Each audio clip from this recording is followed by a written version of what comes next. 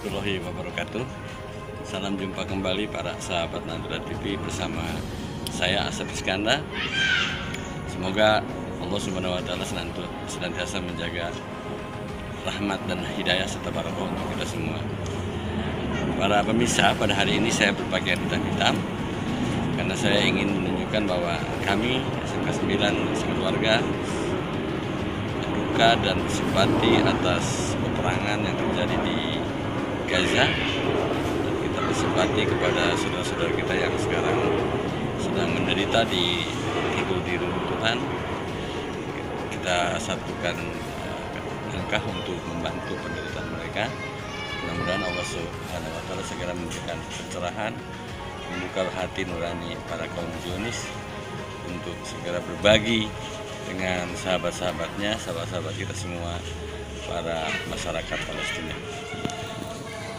Para pemirsa yang berbahagia, sesuai dengan memenuhi permintaan saudara-saudara semua tentang episode yang ketiga seri PPDB di Lentera TV adalah lebih detail mengenai apa saja yang diperlukan di dalam mendaftar di SMA atau SMK negeri.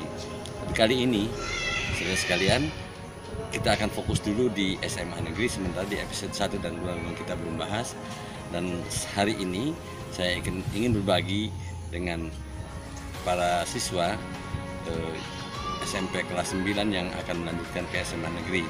Tapi tentu saja tidak lengkap, hanya selayang pandang ide-ide yang bersumber dari peraturan Menteri Pendidikan. Dan nanti kita setelah itu di episode 4 kita akan bahas mengenai juknis, karena pada saat ini diambil syuting hari ini pembuatan juknis belum selesai dalam legalitasnya, sehingga kita belum bisa menayangkan, walaupun kita sudah punya, tapi kita belum bisa menayangkan karena belum diperintahkan untuk itu. Tapi tidak lama lagi, sabar saja, kita akan lihat lebih lanjut di layar monitor nanti. Kita lanjutkan. Baiklah, kita lanjutkan pembahasan kita mengenai episode 3 seri PPDB 2021 dari Lentera TV. Para pemirsa yang beriman, para pemirsa yang berbahagia, kali ini saya akan lebih banyak menekankan pembahasannya pada bagaimana SOP daripada PPDB 2021 menurut atas penjelasan dari Permendikbud nomor 1 tahun 2021. Kita lihat tayangannya berikut ini.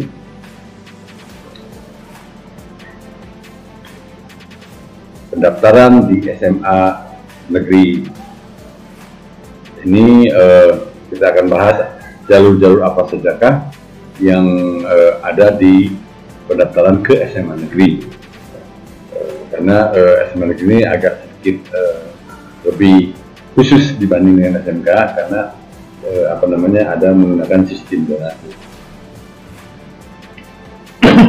Penjelasan saya ini mengambil atau meringkas daripada peraturan Mendikbud RI nomor 1 tahun 2021 tentang penerimaan peserta didik baru.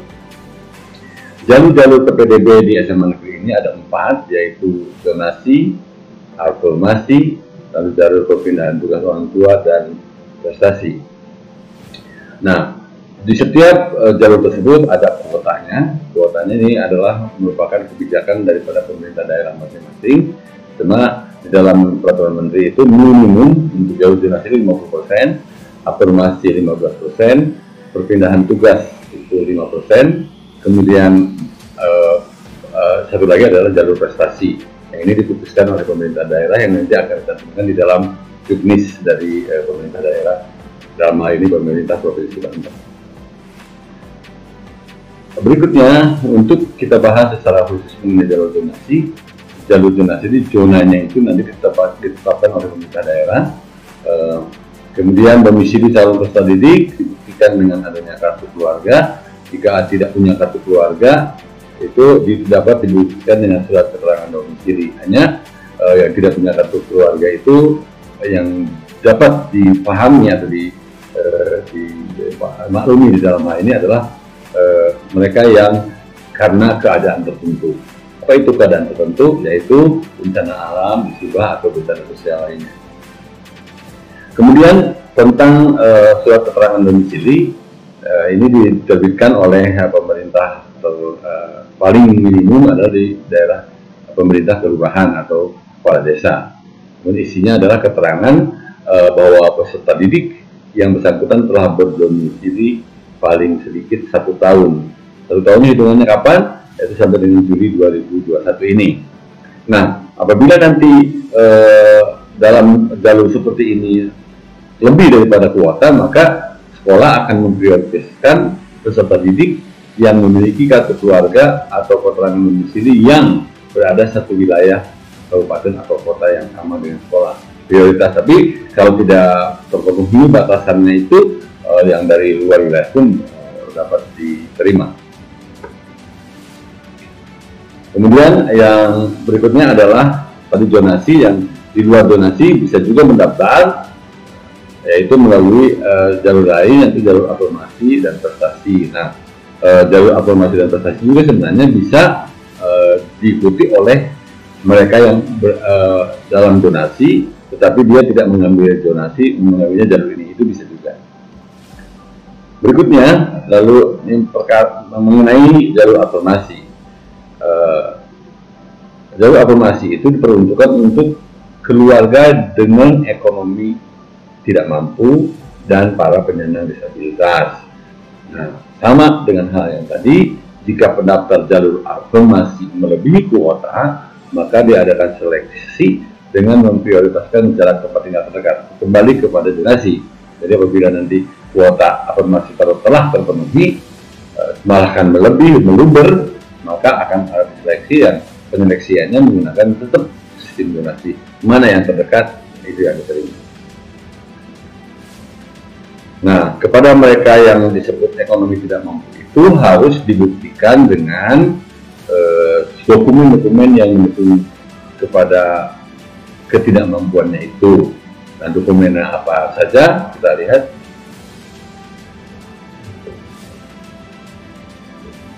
Nah, mereka yang memegang kartu Indonesia Pintar atau mereka yang memegang kartu keluarga sejahtera atau yang memegang kartu prasejahtera dan yang memegang kartu Indonesia Sehat. Singkatannya, yang pegang KIP, yang pegang KKS, yang pegang KPS, yang pegang KIS, ya, atau yang lainnya yang diselenggarakan program bantuan sosial oleh pemerintah pusat dan daerah. Dia harus punya dokumennya, harus ada dokumen yang mendukung. Kemudian berikutnya adalah jalur perpindahan tugas orang tua. Nah, perpindahan tugas ini yang sering sekali bekerjanya mobile, bergerak berpindah-pindah, sering dari kota ke kota lain, ya, seperti contoh polisi, ABRI, ya, tentara, angkatan laut, angkatan udara, itu sering sekali pindah-pindah tugas. Nah, ketika pindah-pindah tugas ini berada di satu tempat, maka dia memiliki privilege, keistimewaan, boleh menggunakan jalur ini.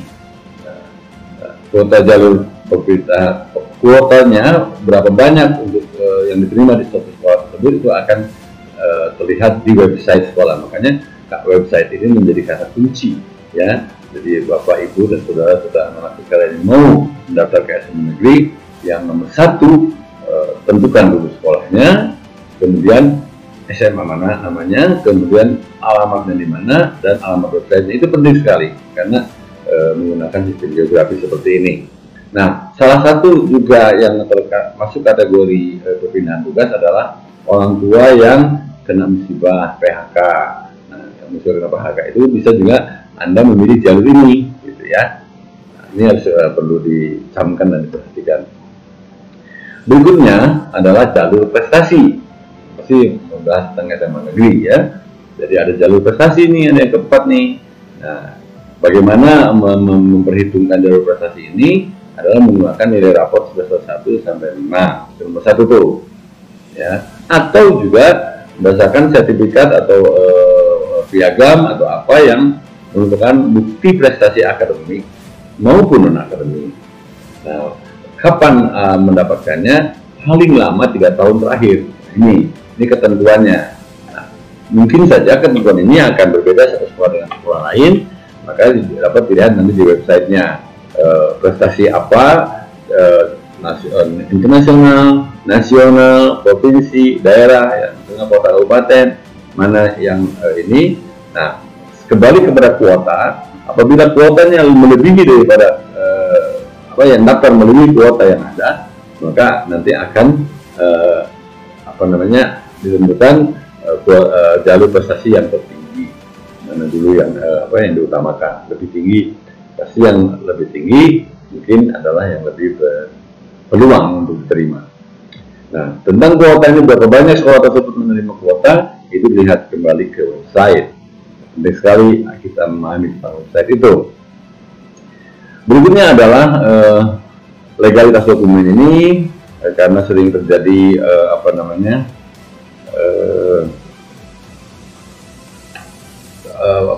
yang nakal-nakal itu perlu juga memperhatikan bahwa surat pernyataan orang tua itu harus membuat surat pernyataan di atas materai bahwa dokumen yang diberikan adalah dokumen asli dan dokumen benar, bukan palsu, bukan bohong.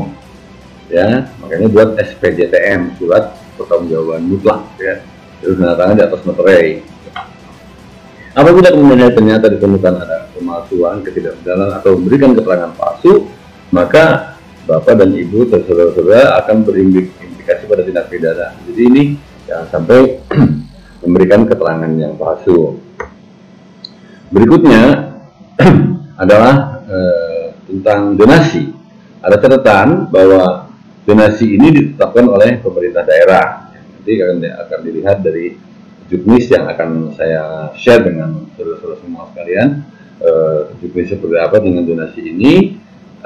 Cuma catatan adalah bahwa donasi setahun 2021 jalurnya itu tidak berbasis kota, kabupaten, atau kecamatan, kelurahan, tidak. Tapi basis donasi adalah wilayah pemerintahan Provinsi Banten.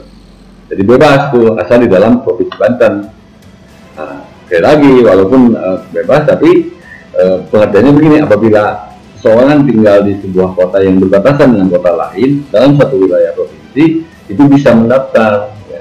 Karena yang digunakan bukan wilayah geografis, wilayah administratif, tapi lebih kepada jarak antara rumah dengan sekolah tersebut. Ya. Berbeda dengan berbatasan provinsi.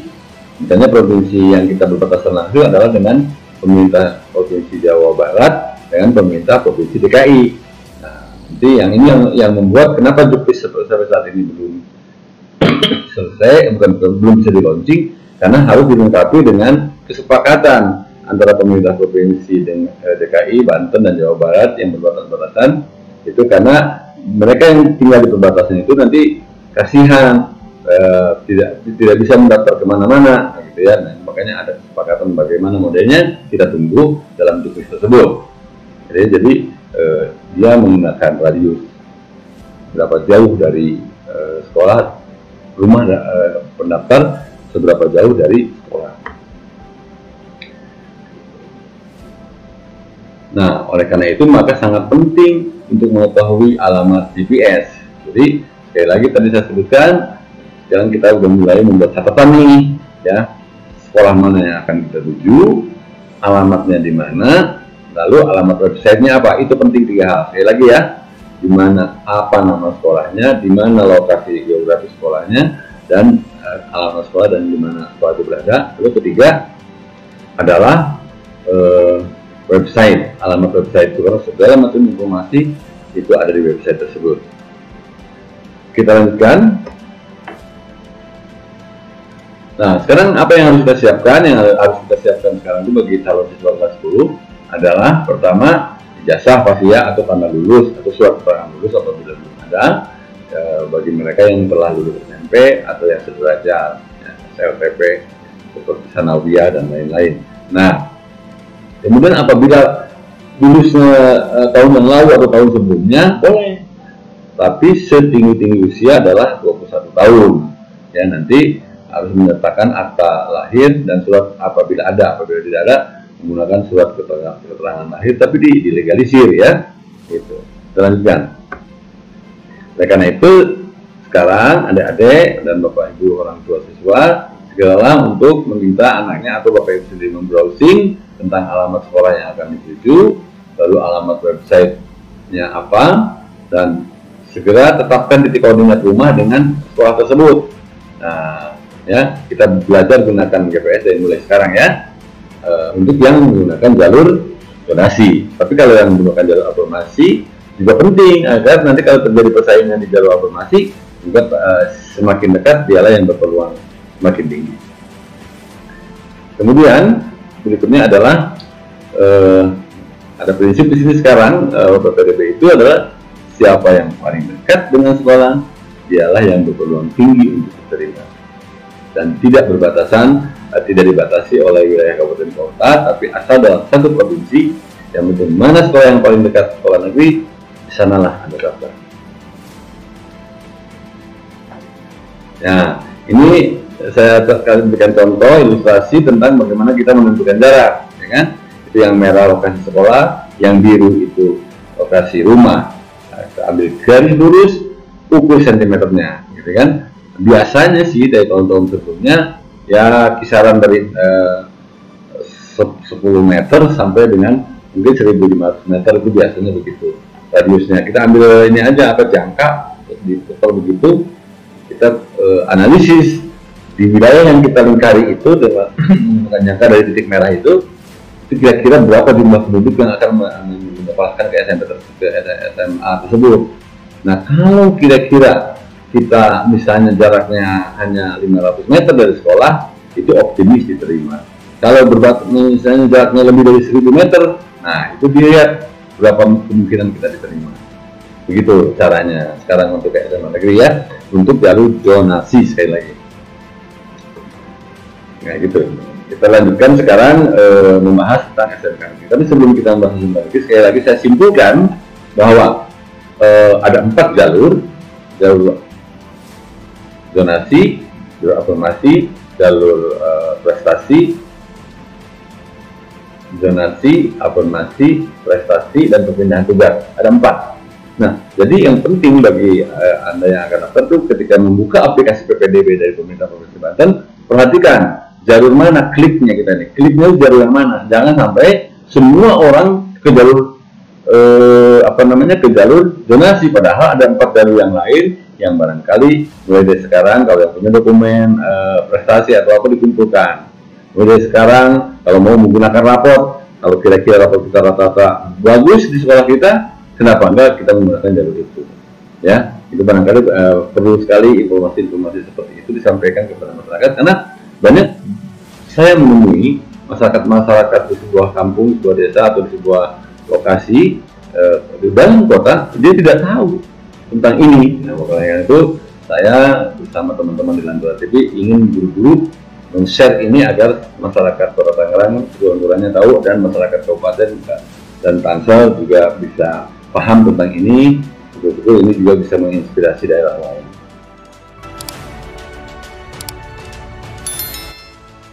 Sekarang kita maju ke episode yang sama, episode 3 PPDB, tapi kita akan membahas sedikit tentang SMK negeri.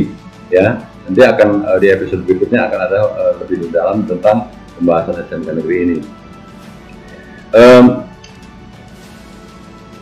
Di SMK negeri ini zonasi tidak berlaku, ya. Tapi ada zonasi jalur lain juga selain jalur seleksi. Jadi di SMK negeri ini ada jalur seleksi, tapi juga ada jalur-jalur yang lain, ya, yang akan kita lihat. Jadi zonasi itu tidak berlaku bagi SMK, juga tidak berlaku bagi pendidikan khusus, layanan khusus, sekolah berasrama, sekolah di daerah tertinggal, terdepan, terluar, ya kan, ini sekolah-sekolah yang dengan jumlah usia sekolahnya tidak memenuhi untuk satu rombongan belajar. Nah, itu beda lagi ya. Jadi ini yang kita bicarakan adalah di sebuah kota-kota besar yang dimana perebutan kursi masuk sekolah SMA negeri maupun SMK negeri itu sangat padat, sangat ramai.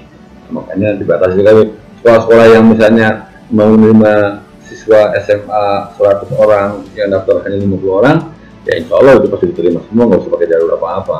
Itu berbeda kasus ya. Kita lanjutkan ke berikutnya. Di SMK negeri ini seleksinya ada ada beberapa jalur. Yang pertama adalah jalur seleksi. Jalur seleksi yang pertama menggunakan nilai ijazah, nilai rapot, dan tes khusus. Nah, tes khusus ya. Nah, dimana biasanya kuotanya sangat besar, ya, di atas 50%, bisa sampai 70%. Nanti kita lihat di website, menurut ketentuan disepakati berapa persen, nanti akan ada di Juknis PPDB. Kemudian di SMK juga dikenal dengan jalur prestasi. Nah, baik akademik maupun akademik dengan keterangan yang sama dengan di jalur SMK negeri, diberi kuota 5%. Ini perkiraan tahun yang lalu. Tapi nanti kita lihat lagi sekali lagi dari Juknis yang lebih lengkapnya ya. Kalau ini adalah sekilas pengalaman tahun yang lalu. Jalur afirmasi atau keterangan tidak mampu 15%, jalur domisili maksimum 10% dan lain-lain. Nah, kenapa ini kita bahas walaupun belum ada Juknis di launching? Karena ini penting sekali untuk paham bahwa jalur itu bukan hanya ke SMK negeri itu bukan hanya seleksi aja, bukan hanya tes saja, tapi juga ada jalur lain. Jadi nanti ketika memilih aplikasi itu pilihannya apakah mau masuk ke seleksi, apakah mau masuk prestasi, mana yang lebih confident, mana yang lebih lengkap dan yakin peluangnya tinggi. Nah, itulah yang harus kalian pilih. Pengalaman tahun yang lalu hampir semua memilih ke jalur tes sehingga afirmasinya kosong. Padahal itu masih berpeluang. Bayangkan aja, katakanlah kita ambil 10%. Kalau kita menerima 300, berarti 30 orang itu peluangnya. Jadi ini harus diisi ini. Makanya segera kita sosialisasikan biar masyarakat paham dan teman-teman yang mengikuti program terapi ini mohon di-share atau subscribe dari sekarang supaya informasi-informasi seterusnya akan sampai. Kita lanjutkan. Nih, lihat, awas, perhatikan. Jadi saya menekankan bahwa format aplikasi itu pilihlah pada jalur di mana yang peluang paling tinggi. Jadi jangan hanya di jalur tes saja. Nah, sama dengan SMA, persis sama tentang siapa yang bisa masuk SMK. Ini di dalam tayangan ini seperti juga sudah saya bahas, kelas 9 yang telah memiliki ijazah atau tanda lulus, atau yang telah lebih dari usia dari kelas 9 tapi belum sekolah, paling tua itu tanggal 1 Juli adalah 21 tahun dengan akta lahir dan surat keterangan lahir. Nah, ini jadwal penting dicatat bahwa dalam sosialisasi sebelumnya dengan pihak pemerintah Provinsi Banten diperkirakan ini awal pendaftaran ini minggu kedua bulan Juni. Jadi kalau sekarang ada beredar di media sosial jadwal, jangan dipercaya dulu karena belum launching yang sudah fix ditandatangani. Jadi di dalam jadwal yang dibahas dalam sosialisasi sebelumnya adalah minggu kedua bulan Juni. Kalau minggu kedua itu berarti antara tanggal 7 sampai dengan tanggal 18 di antara itu. Ya, jadi ini visi ancang-ancang bagi saudara-saudara atau bapak ibu dan anak-anak sekalian yang mau daftar, persiapkan minggu pertama itu sudah mulai buka website. Kemudian tes seleksi itu minggu ketiga. Kalau minggu ketiga berarti antara tanggal 18 sampai dengan tanggal 24 kan. Kalau dalam satu bulan kan 4 minggu. Minggu pertama 17, minggu kedua 7-14 ya. Minggu ketiga itu 14-21, sorry, antara 14 sampai tanggal 21 ya kan. Kemudian minggu terakhir 21 sampai terakhir ya, gitu. Jadi minggu ketiga bulan Juni diperkirakan. Nanti stay tune di Andra TV, akan saya sampaikan segera begitu kami perintahkan untuk launching, maka akan dilaunchingkan melalui jalur Lantera TV ini. Kemudian PPDB ini akan diumumkan paling lambat tanggal 30 Juni. Paling lambat tanggal 30 Juni akan diumumkan, nanti kita lihat tanggal exactnya, tanggal pastinya. Kemudian daftar ulang minggu pertama. Kalau minggu pertama berarti antara tanggal 1 sampai dengan tanggal 7. Nah itu ya, di antara tanggal itu nanti kita tunggu. Lalu berikutnya kita akan mulai mengawali tahun pelajaran pada tanggal 12 Juli. Ya. Ada 4 jalur: jalur donasi, jalur seleksi, jalur prestasi, afirmasi, pembinaan orang tua, dan lain-lain. Semuanya dilaksanakan pada jadwal yang dicatat di atas pada minggu kedua bulan ini berbarengan. Jadi tidak begini, misalnya minggu ini jalur ini dulu, baru minggu depan jalur ini, tidak. Jadi sekaligus blok bareng. Jadi makanya ketika milih hati-hati mau masuk jalur yang mana, ya.